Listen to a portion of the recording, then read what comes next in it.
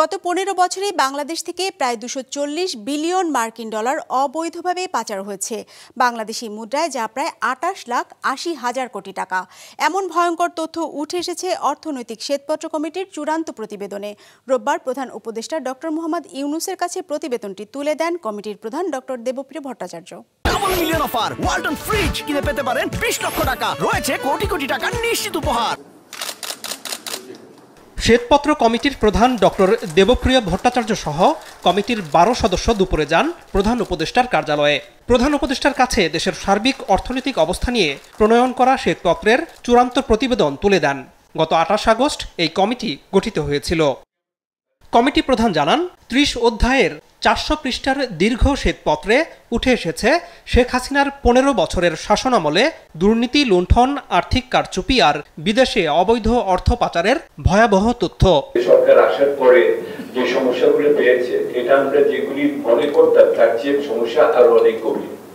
সেহেতু এটা একটা আমাদের বড় সিদ্ধান্ত যে ক্ষত সৃষ্টি হয়েছে, ক্ষত অনেক গভীর। আমরা আন্দাজও করতে পারি নাই যে এত দূর পর্যন্ত এটা যেতে পারে এবং এত বিস্তৃত হতে পারে। কমিটির সদস্যরা জানান, আমলা, ব্যবসায়ী আর সরকারে থাকা রাজনীতিবিদরা এই আর্থিক অনিয়মের সঙ্গে জড়িত।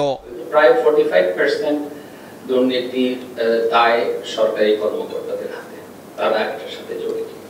40% কাছাকাছি রাজনীতিবিদ, দলীয় গ্রুপ জড়িত।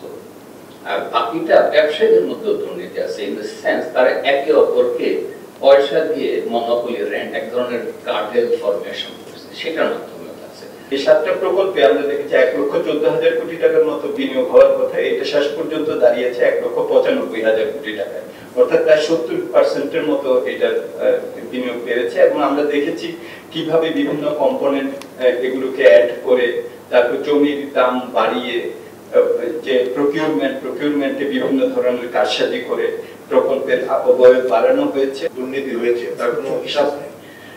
তো একটা কনজারভেটিভলি ৩০ বিলিয়ন ডলারের মতো খরচ হয়েছে আমাদের খালি জেনারেশন সেক্টরে। তো সেখানে 10% কিকব্যাকেও 3 বিলিয়ন ডলার কিকব্যাক হয়েছে। অনেকে বলে এটা 20% তাহলে তো 6 বিলিয়ন। তো এটা হচ্ছে লেভেল অফ মানে করাপশন। এরকম প্রতিবেদন তৈরি করায় প্রধান উপদেষ্টা কমিটিকে ধন্যবাদ জানান। বলেন, প্রতিবেদন চূড়ান্তভাবে প্রকাশ করা উচিত এবং স্কুল, কলেজ, বিশ্ববিদ্যালয়ের পাঠ্যপুস্তকে তা অন্তর্ভুক্ত করাও দরকার।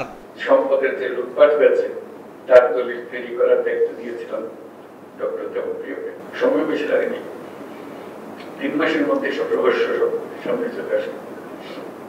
এটি অবাক লাগে। এটা তো ঐতিহাসিক দলিল, কি বলার জন্য, এটা তো ঐতিহাসিক দলিল। গত ১৫ বছরে বাংলাদেশ থেকে প্রায় ২৪০ বিলিয়ন মার্কিন ডলার অবৈধভাবে পাচার হয়েছে সেই তথ্য পাওয়া গেছে শ্বেতপত্রে, এমনটি জানায় প্রধান উপদেষ্টার প্রেস উইং। হাজার হাজার লোককে খুন করা হয়েছে, হাজার হাজার লোককে গুম করা হয়েছে, সেটার তো বিচার হবে। কিন্তু যারা পুরো দেশকে আপনি এই একটা ভয়ানক রকমের একটা লন্ডভন্ড অবস্থায় রেখে গেছে, এই ধরনের একটা মহাচুরি, ইন্ডাস্ট্রিয়াল স্কেলের যে চুরি হয়েছে, তো সেই চুরি তো অবশ্যই বিচার হবে, কেউ ছাড় পাবে না। আগামীকাল সংবাদ সম্মেলন করে অর্থনৈতিক শ্বেতপত্র কমিটি তাদের দেয়া প্রতিবেদনের বিস্তারিত তুলে ধরবে। আনোয়ার হোসেন, বিজনেস রিপোর্ট, মাছরাঙা টেলিভিশন।